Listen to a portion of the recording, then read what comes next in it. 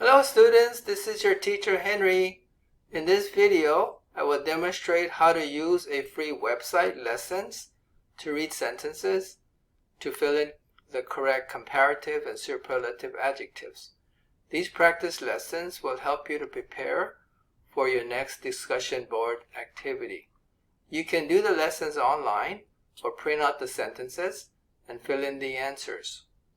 Let's start by going to www.cambridge.org/us/ESL/VenturesAdult/VenturesArcade/.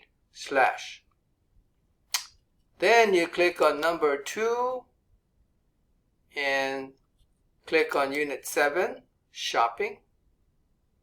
To the right are Lesson B for comparatives and Lesson C for superlatives. I will show you how to fill in one answer and check it.